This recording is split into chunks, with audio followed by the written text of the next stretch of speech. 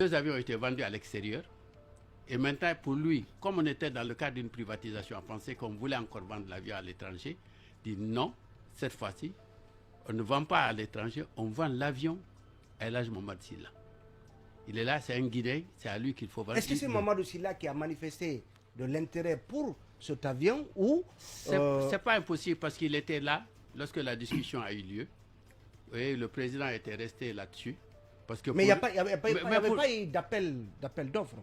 Je vous en prie. Pour l'achat je reviendrai là-dessus. D'abord, vous savez, en pareil cas, quand il y a la décision, elle appartient au chef de l'État. C'est dans la, comment dirais-je, la loi sur la privatisation des entreprises qui dit pour qu'un bien de l'État soit vendu, il faut que ce soit par un décret présidentiel.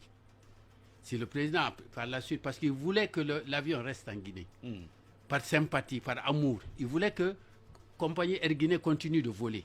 On lui a dit oui, c'est possible que la continue. On travaille là-dessus pour un national. Pour sauver les emplois aussi. Voilà, pour sauver les emplois. Mais pour un national, ça va être extrêmement difficile de prendre la compagnie en charge. À partir du moment où l'État lui-même n'a pas pu, ça allait être difficile à un industriel ou à un homme d'affaires guinéen, à lui tout seul, de prendre. Mais Mamadou Sylla s'était engagé, il dit oui, mais je ferai venir des gens, j'élargirai la flotte, il n'y a pas de raison qu'on ne puisse pas me vendre l'avion, je suis là. Donc, par rapport à la loi qui dit que c'est le président qui fixe, qui prend la décision, ben, il a donné des instructions à ses ministres qui ont préparé le décret.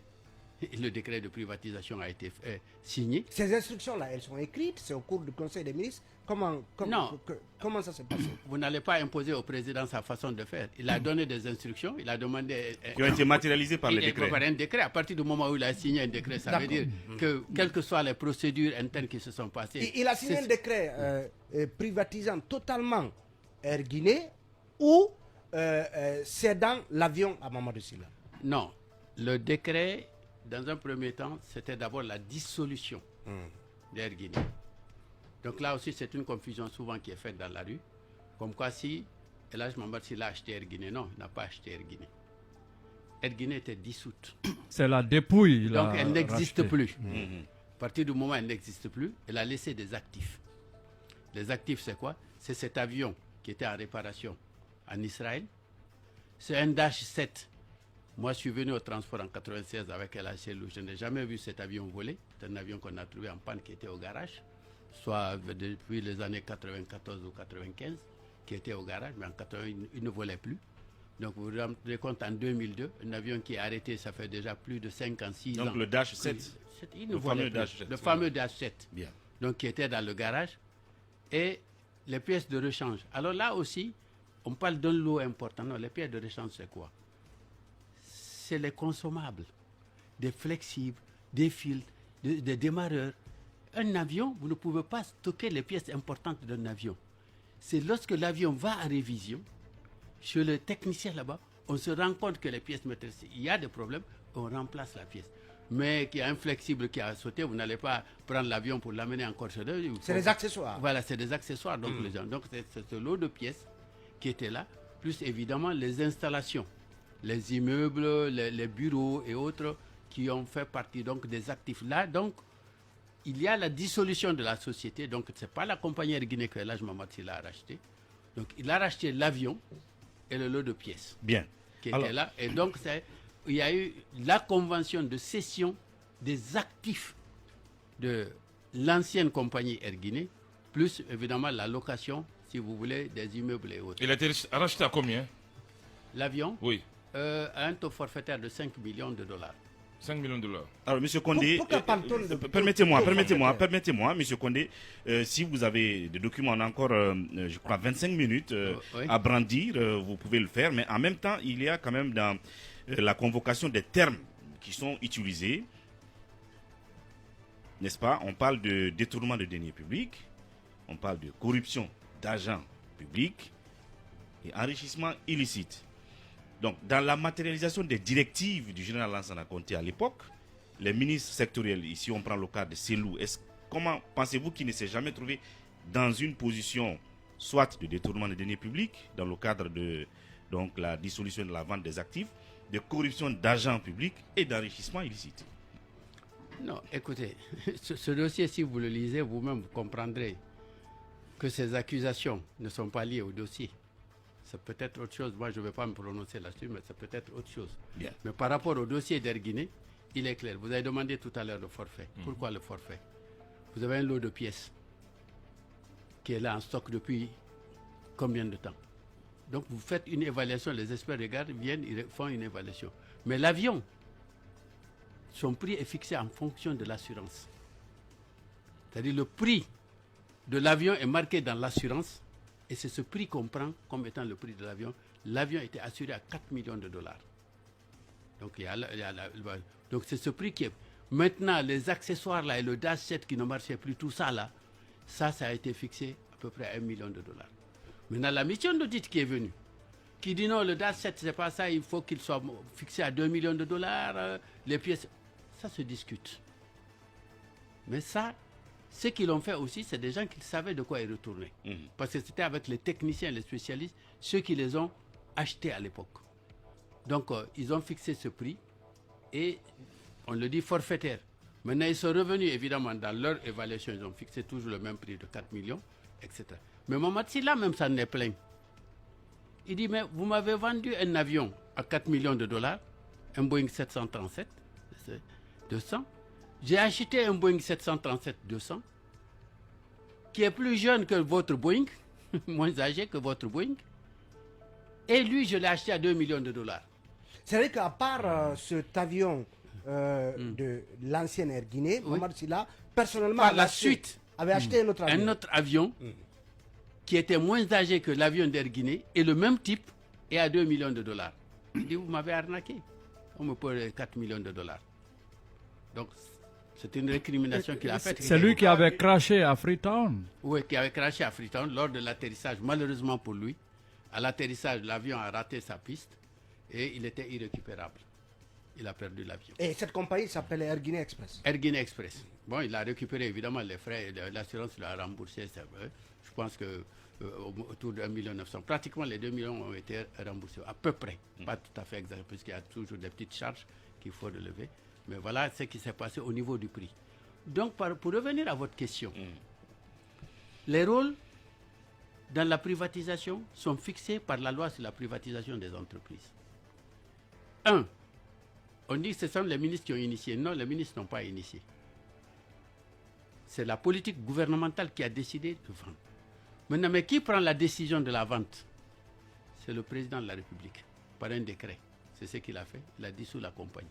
À partir du moment où elle est dissoute, c'est fini, elle n'existe plus. Donc là, maintenant, on est en train de vendre des actifs. C'est la cession des actifs, donc il n'y a pas de problème. Vous comprenez? Ensuite, qui est chargé de la gestion de ces ressources et tout? C'est un seul. C'est écrit, le ministre chargé du portefeuille, donc l'économie et des finances, chargé du portefeuille, est le seul, c'est bien dit, le seul responsable de la conduite de la privatisation.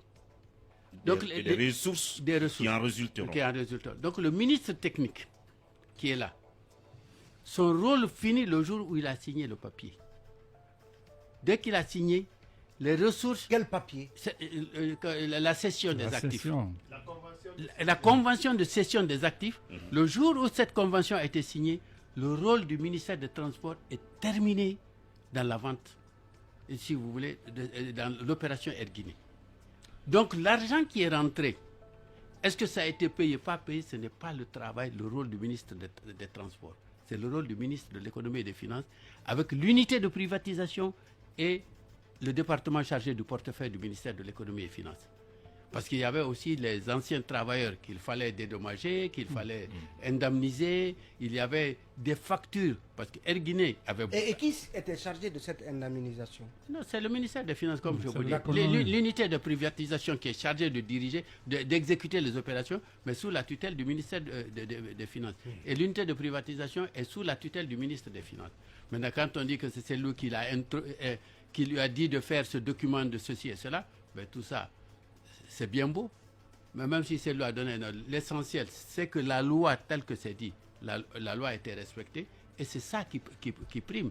Ensuite, entre fonctionnaires, c'est normal que vous échangez, vous êtes dans le même dossier, c'est normal que vous partagez des idées. Des informations, qu'on vous dise comment il faut faire le travail. Oui, Lincoln. Maintenant, ce qui était important, je reviens là-dessus, c'est que quand vous regardez le rapport d'audit, en fait, c'est 238 millions et quelques qui sont incriminés. Fait par Ousmane Kaba, le casse. Oui, c'est 238 millions qui sont incriminés. 238 millions de francs guinéens. De francs guinéens. Mais ça, 238, ça c'est au niveau des finances, c'est au niveau du portefeuille, tout est à ce niveau. Parce que c'est ceux qui ont géré, qui ont, si vous voulez, indemnisé, on a vu, parce qu'il y a eu deux sources. Il y a la source du ministère des Finances et il y a aussi l'apport de la Banque mondiale pour essayer de dédommager un peu les gens. Maintenant, il y avait les factures que Air Guinée devait à tous les pays qu'il a survolés et pour lesquels il n'a pas payé les différentes factures. Bon, là aussi, mais c'est dans le dossier, comment Bamad, s'il a l'argent qu'il devait payer, qu'est-ce qu'il devait payer lui directement et donc la comptabilité devait être faite au niveau du ministère des Finances pour savoir exactement si tout l'argent, tout a été fait parce qu'après tout, on imputait la dépense à l'État, la charge à l'État. C'est désormais très clair, Cellou Dalein Diallo ne répondra pas à sa convocation par la CRIEF le 13 juin prochain. Le président du parti Union des forces démocratiques de Guinée sera en tournée aux États-Unis et au Canada du 14 au 25 juin. C'est du moins ce qu'annonce la coordination des 15 fédérations de l'UFDG de l'Amérique dans un communiqué dont voici le contenu. À l'attention de la communauté guinéenne des États-Unis et du Canada, dans le cadre de la mission du président de l'Union des forces démocratiques de Guinée UFDG, la coordination des 15 fédérations de l'UFDG de l'Amérique a l'agréable plaisir d'informer l'ensemble des militants et sympathisants du parti de l'arrivée en Amérique de Cellou Dalein Diallo, président de l'Union des forces démocratiques de Guinée UFDG. À cette heureuse occasion, la coordination des 15 fédérations de l'UFDG de l'Amérique invite l'ensemble des militants et sympathisants du parti, la communauté guinéenne des États-Unis et du Canada, toutes les associations guinéennes et africaines, ainsi que la société civile et les partis politiques, à une grande mobilisation pour accueillir le président de l'UFDG. Pour sa visite aux États-Unis et au Canada, le président de l'UFDG arrive le mardi 14 juin 2022 pour terminer son séjour le samedi 25 juin 2022. Vu l'importance de cette tournée en Amérique du Nord, la coordination des 15 fédérations de l'UFDG de l'Amérique sollicite auprès de vous une large diffusion au sein de la communauté guinéenne des États-Unis et du Canada et c'est compter sur la disponibilité et l'esprit patriotique de toutes et tous.